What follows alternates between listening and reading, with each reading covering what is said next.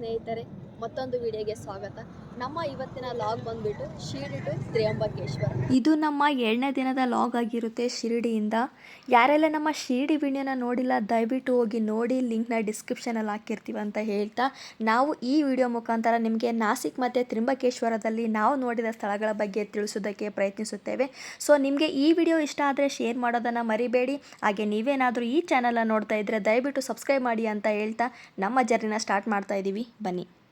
ನಾವೇನು ನೋಡ್ತಾ ಇದ್ದೀವಲ್ವಾ mini bus, ಇದರಲ್ಲೇ ನಾವು ಶಿರಡಿಯಿಂದ ತ್ರಿಯಂಬಕೇಶ್ವರ್ಗೆ ಹೋಗ್ತಾ ಇರೋದು. ಇದರಲ್ಲಿ ಏನಿಲ್ಲ ಅಂದರೂ 22 ಮೆಂಬರ್ಸ್ ಆರಾಮಾಗಿ ಕೂತ್ಕೋಬೋದು. ನೀವು ಮೊದಲೇ ಬುಕ್ ಮಾಡಬೇಕಂತೂ ಏನೂ ಇಲ್ಲ, ಸುಮಾರು ವೆಹಿಕಲ್ಸ್ಗಳು ತ್ರಿಯಂಬಕೇಶ್ವರ್ಗೆ ಡೈಲಿ ಹೋಗ್ತಾ ಇರುತ್ತೆ. ನಿಮಗೆ ಈ ವೆಹಿಕಲ್ಸ್ ಏನಾದರೂ ಇಷ್ಟ ಆಗಿಲ್ಲ ಅಂದರೆ ನೀವು ಬೇಕಾದರೆ ಟಿಯಲ್ಲಿ ಕ್ರೂಸರ್ ಮತ್ತು ಬಸ್ ಫೆಸಿಲಿಟಿ ಕೂಡ ಇದೆ, ನೀವು ಆ ವೆಹಿಕಲ್ ಮುಖಾಂತರ ಹೋಗ್ಬೋದು. ಇಲ್ಲಿ ನಮಗೆ ಶಿರಡಿಯಿಂದ 300 ಆಗುತ್ತೆ ಪರ್ ಹೆಡ್, ಅವರೇ ಕರ್ಕೊಂಡೋಗಿ ಕರ್ಕೊಂಡು ಬರ್ತಾರೆ. ಸೊ ಡ್ರೈವರ್ ಹೇಳಿರೋ ಪ್ರಕಾರ ನಾವು ನಾಸಿಕಲ್ಲೂ ಕೂಡ ಕೆಲವೊಂದು ಪ್ಲೇಸಸ್ನ ನೋಡ್ತೀವಂತೆ, ಅಲ್ಲೂ ಕೂಡ 1 hour ಮೇಲಾಗುತ್ತಂತ ಹೇಳಿದರು. ಸೊ ಏನಿಲ್ಲ ಅಂದರೂ ನಮಗೆ ಮಿನಿಮಮ್ 3 hours ಮೇಲಾಗುತ್ತೆ, ಯಾಕಂದರೆ ಟೀ ಕಾಫಿ ಅಂತ ಅಲ್ಲಲ್ಲಿ ಸ್ಟಾಪ್ ಮಾಡ್ತಾ ಇರ್ತಾರೆ. ನೋಡೋಣ ಸ್ನೇಹಿತರೆ, ನಮಗೆ ನಾಸಿಕ್ ಮತ್ತು ಜ್ಯೋತಿರ್ಲಿಂಗ ದರ್ಶನ ಹೋಗೋಕ್ಕೆ ಎಷ್ಟು ಟೈಮ್ ತಗೊಳುತ್ತೆ ಅಂತ ನಮ್ಮ ಎಕ್ಸ್ಪೀರಿಯನ್ಸ್ನ ನಿಮ್ಮ ಜೊತೆ ಶೇರ್ ಮಾಡೋಕ್ಕೆ ಇಷ್ಟಪಡ್ತೀವಿ. ನೀವೇನಾದರೂ ಶಿರಡಿಯಿಂದ ನಾಸಿಕ್ಗೆ ಫಸ್ಟ್ ಟೈಮ್ ಹೋಗ್ತಾ ಇದ್ದರೆ ನಿಮಗೂ ಕೂಡ ಈ ವಿಡಿಯೋ ಹೆಲ್ಪ್ ಆಗುತ್ತೆ ಅಂತ ಭಾವಿಸ್ತೀವಿ.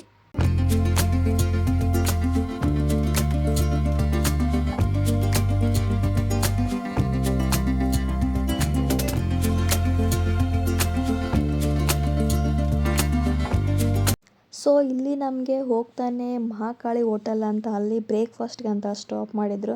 ಸೊ ನಾವು ಶಿರಡಿಯಿಂದ ಮಾರ್ನಿಂಗ್ 9 ಗಂಟೆಗೆ ಹೊರಟಿರೋದ್ರಿಂದ ನಾವು ಅಲ್ಲೇ ಬ್ರೇಕ್ಫಾಸ್ಟ್ ಕೂಡ ಮಾಡ್ಕೊಂಡು ಬಂದ್ವಿ. ಸೊ ಇಲ್ಲಿ ಜಸ್ಟ್ ಟೀ ಕುಡಿಯೋಣ ಅಂತ ನಾವು ಕೂಡ ಕೆಳಗಿಳಿದು ಹೊರಟ್ವಿ.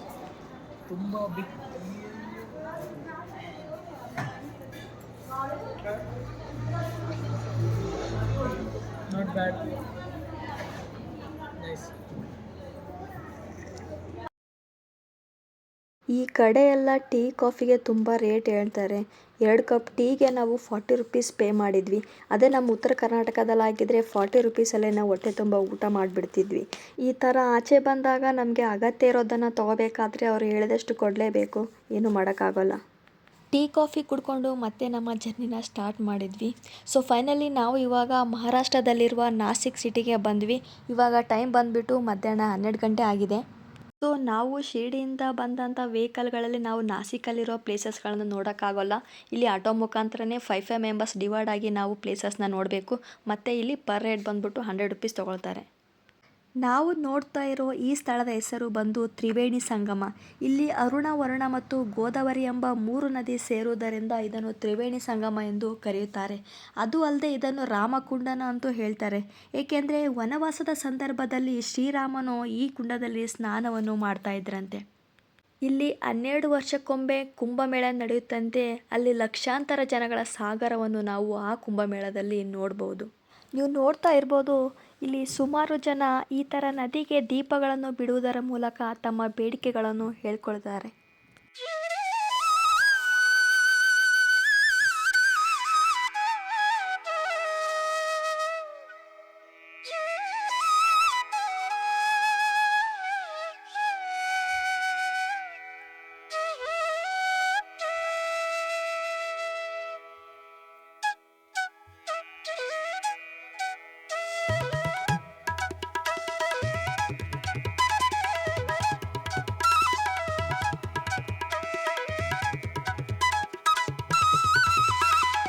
ತ್ರಿವೇಣಿ ಸಂಗಮದ ಮುಂದ್ಗಡೆನೇ ನಾವು ಕಪಾಲೇಶ್ವರ ದೇವಸ್ಥಾನವನ್ನು ನೋಡ್ತೇವೆ. ಇಲ್ಲಿ ನಾವು ಮೆಟ್ಟಿಲುಗಳನ್ನು ಹತ್ಕೊಂಡು ಹೋಗುವ ಮುಖಾಂತರ ಶಿವನ ದರ್ಶನವನ್ನು ಮಾಡಬೇಕಾಗುತ್ತೆ. ಈ ದೇವಾಲಯದಲ್ಲಿ ನಾವು ಒಂದು ವಿಶೇಷತೆಯನ್ನು ನೋಡ್ತೀವಿ. ಅದೇನೆಂದರೆ, ನಾವು ಯಾವುದೇ ಶಿವನ ದೇವಸ್ಥಾನಕ್ಕೆ ಹೋದರೂ ಕೂಡ ಶಿವನ ಮುಂದೆ ನಂದಿನ ನೋಡ್ತೀವಿ. ಆದರೆ ಈ ದೇವಾಲಯದ ಶಿವನ ಮುಂದೆ ನಂದಿ ಇಲ್ಲ. ಯಾಕಂದರೆ ಶಿವನು ಒಂದು ದಿನ ಬ್ರಹ್ಮನ ತಲೆಯನ್ನು ಕತ್ತರಿಸ್ತಾನಂತೆ. ಆಗ ಶಿವನಿಗೆ ನಂದಿಯು ತ್ರಿವೇಣಿ ಸಂಗಮದಲ್ಲಿ ಸ್ನಾನ ಮಾಡಿದರೆ ದೋಷ ಪರಿಹಾರ ಆಗುತ್ತೆ ಎಂದು ಹೇಳಿದಾಗ ಶಿವನು ನಂದಿಯನ್ನು ಗುರುಸ್ಥಾನದಲ್ಲಿ ಕಾಣ್ತಾರೆ. ಅದಕ್ಕೆ ಈ ದೇವಾಲಯದಲ್ಲಿ ನಾವು ನಂದಿಯನ್ನು ನೋಡೋದಿಲ್ಲ. ಅದು ಅಲ್ಲದೆ ಇಡೀ ನಮ್ಮ ಭಾರತ ದೇಶದಲ್ಲೇ ನಂದಿ ಇಲ್ಲದ ಶಿವನ ದೇವಾಲಯ ಇದೊಂದೇ.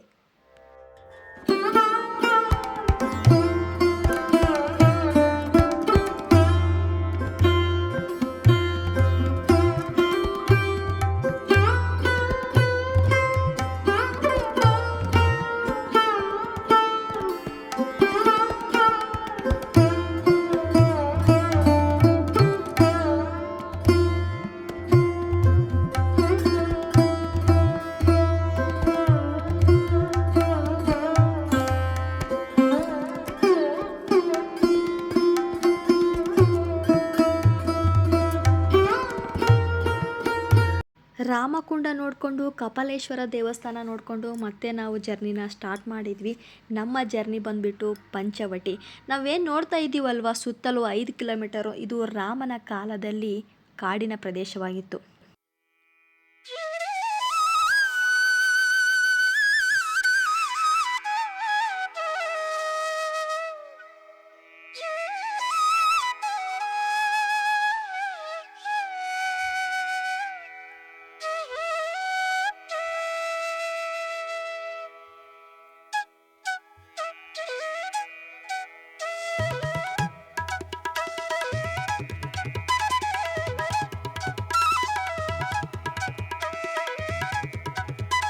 ಸೊ ನಾವು ಇವಾಗ ಸೀತಾ ಗುಹೆ ಹತ್ರ ಇದ್ದೀವಿ.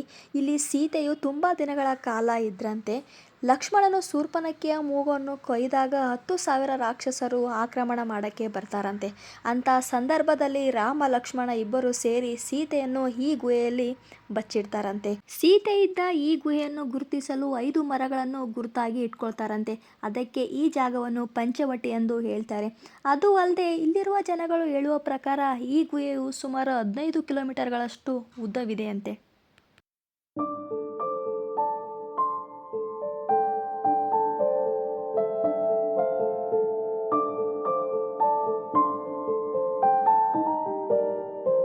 ಸೀತಾ ಗುಹೆಯ ಮುಂದ್ಗಡೆನೆ ನಾವು ಎಕ್ಸಿಬಿಷನ್ನ ನೋಡ್ಬೋದು. ಅಲ್ಲಿ ನಮಗೆ ಎಂಟ್ರಿಗೆ ಅಂತ ₹1 ತಗೊಳ್ತಾರೆ. ಅಲ್ಲಿ ನಾವು ರಾಮ, ಸೀತೆ, ಲಕ್ಷ್ಮಣ ಹಾಗೂ ರಾವಣರ ಸ್ಟ್ಯಾಚುವ ಜೊತೆಗೆ ಗೋಶಾಲೆಯನ್ನು ಕೂಡ ನೋಡ್ಬೋದು.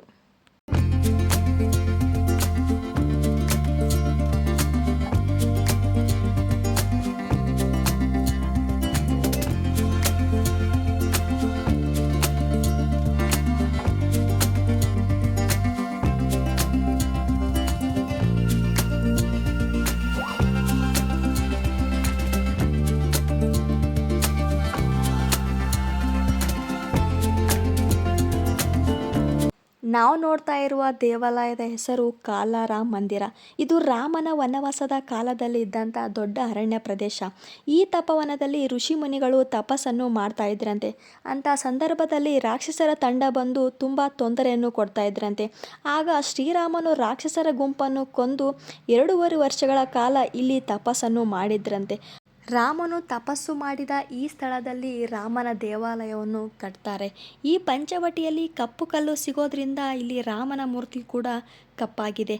ಅದಕ್ಕೆ ನಾವು ಈ ಮಂದಿರವನ್ನು ಕಾಲಾರಾಮ್ ಮಂದಿರ ಎಂದು ಕರೆಯುತ್ತಾರೆ. ರೇಣು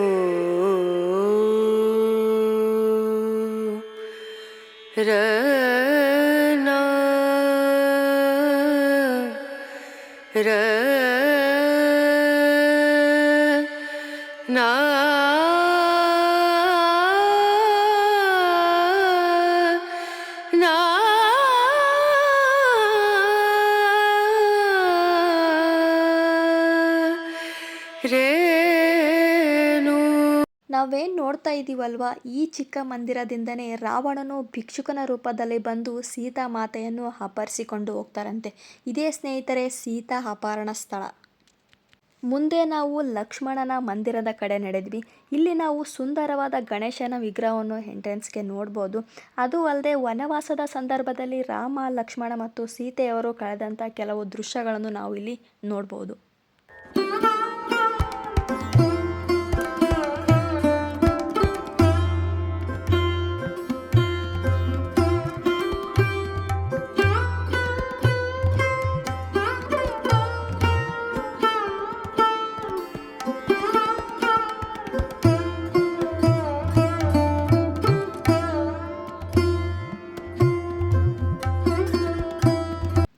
ರಾಮನು ವನವಾಸದಲ್ಲಿದ್ದಾಗ ಶೂರ್ಪನಖಿಯು ರಾಮನನ್ನು ಬಯಸುತ್ತಾಳಂತೆ. ಆ ಸಂದರ್ಭದಲ್ಲಿ ಕೋಪಗೊಂಡ ರಾಮನು ಶೂರ್ಪನಖಿಯ ಮೂಗನ್ನು ಕತ್ತರಿಸುವಂತೆ ತಮ್ಮನಾದ ಲಕ್ಷ್ಮಣನಿಗೆ ಆಜ್ಞೆಯನ್ನು ಮಾಡ್ತಾರಂತೆ. ಅಣ್ಣನ ಆಜ್ಞೆಯಂತೆ ಲಕ್ಷ್ಮಣನು ಶೂರ್ಪನಖಿಯ ಮೂಗನ್ನು ಕತ್ತರಿಸುತ್ತಾರೆ. ಆ ದೃಶ್ಯವನ್ನು ಕೂಡ ನಾವಿಲ್ಲಿ ನೋಡ್ಬೋದು.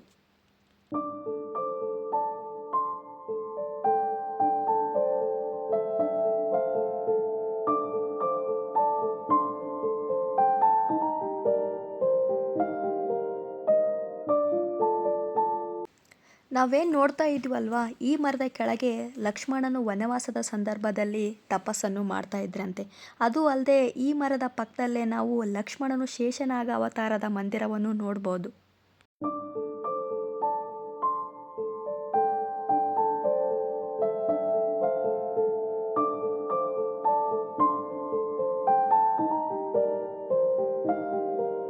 ರಾಮ, ಲಕ್ಷ್ಮಣ ಮತ್ತು ಸೀತಾಮಾತೆಯು ವನವಾಸದಲ್ಲಿ ಕಳೆದ ಕೆಲವು ಸ್ಥಳಗಳನ್ನು ನಾವು ನಾಸಿಕ್ನಲ್ಲಿ ನೋಡಿದ್ವಿ.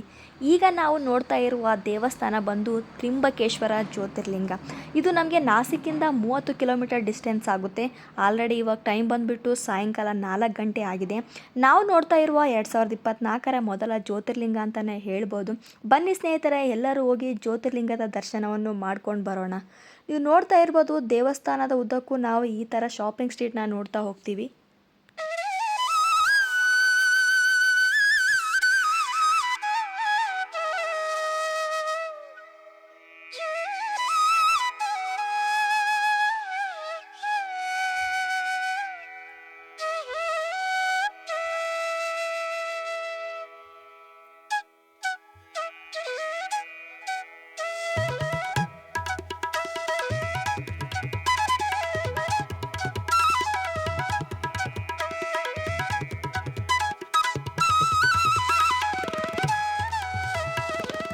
ನಾವು ನೋಡ್ತಾ ಇದ್ದೀವಿ ಅಲ್ವಾ, ಇದೇ ತ್ರಿಂಬಕೇಶ್ವರ ಮಂದಿರ. ಈ ಮಂದಿರದ ಹಿಂದೆ ದೊಡ್ಡ ಬೆಟ್ಟ ಇರೋದ್ರಿಂದ ಇನ್ನೂ ಸುಂದರವಾಗಿ ಶಿವನ ಮಂದಿರ ಕಾಣಿಸ್ತಾ ಇದೆ. ಇಲ್ಲೇನು ಜನಗಳು ಕ್ಯೂನಲ್ಲಿ ನಿಂತಿದ್ದಾರಲ್ವ, ಇದು ಬಂದು ಪೇಡ್ ಎಂಟ್ರಿ ಆಗಿರುತ್ತೆ ದೇವಸ್ಥಾನಕ್ಕೆ. ಇಲ್ಲಿ ಪರ್ ಹೆಡ್ ನಮಗೆ 200 ರುಪೀಸ್ ಎಂಟ್ರಿ ಫೀಸ್ ಚಾರ್ಜ್ ಮಾಡ್ತಾರೆ. ಆದರೆ ನಾವು ಫ್ರೀ ಎಂಟ್ರಿ ಸೈಡ್ ದರ್ಶನಕ್ಕೆ ಹೋಗೋಣ ಅಂತ ಅಂದ್ಕೊಂಡ್ವಿ. ಸೊ ನೀವೇನು ನೋಡ್ತಾ ಇದ್ದೀರಲ್ವ, ಇದೇ ಫ್ರೀ ಎಂಟ್ರಿ ದರ್ಶನ ಕ್ಯೂ.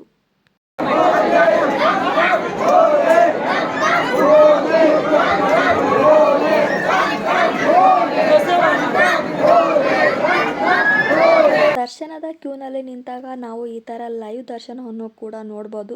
ಸಾಯಂಕಾಲ ಆಗಿರೋದ್ರಿಂದ ಇಲ್ಲಿ ಪೂಜೆ ನಡೀತಾ ಇತ್ತು. ನೀವು ನೋಡ್ತಾ ಇರ್ಬೋದು, ಇಲ್ಲಿ ಜಾಸ್ತಿ ಜನ ವಯಸ್ಸಾದವರೇ ಇದ್ದಾರೆ.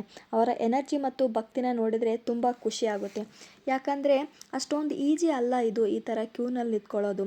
ನಾವೇನು ನೋಡ್ತಾ ಇದ್ದೀವಲ್ವಾ, ಈ ಹಾಲು ಈ ಥರ 8 ಹಾಲ್ ಇರುತ್ತೆ ನಮಗೆ ಮೇನ್ ದರ್ಶನಕ್ಕೆ ಹೋಗೋಕ್ಕೆ.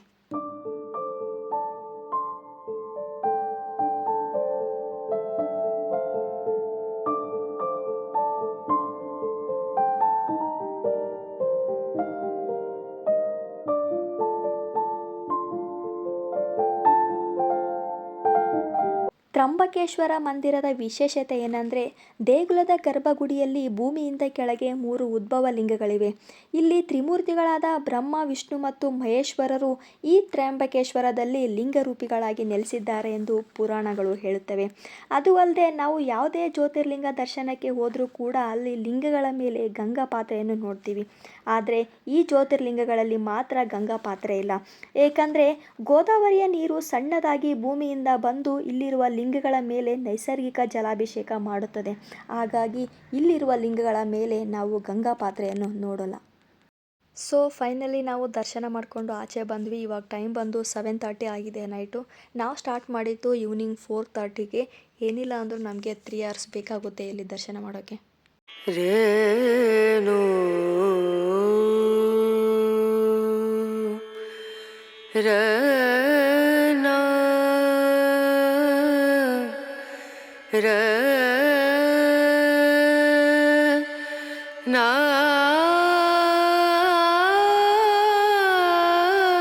ನೀವು ಕೂಡ ತ್ರಿಂಬಕೇಶ್ವರ ಜ್ಯೋತಿರ್ಲಿಂಗ ದರ್ಶನ ಮಾಡಿದ್ದೀರಂತ ಭಾವಿಸ್ತೀವಿ. ಸೊ ಯಾರೆಲ್ಲ ಈ ವಿಡಿಯೋನ ನೋಡ್ತಾ ಇದ್ದೀರಾ, ದಯವಿಟ್ಟು ಲೈಕ್ ಮಾಡಿ, ಸಬ್ಸ್ಕ್ರೈಬ್ ಮಾಡಿ, ಹಾಗೆ ಪಕ್ಕದಲ್ಲಿರೋ ಬೆಲ್ ಐಕನನ್ನು ಕ್ಲಿಕ್ ಮಾಡಿ ಅಂತ ಹೇಳ್ತಾ ಮುಂದಿನ ವಿಡಿಯೋದಲ್ಲಿ ಸಿಗೋಣ. ಧನ್ಯವಾದಗಳು.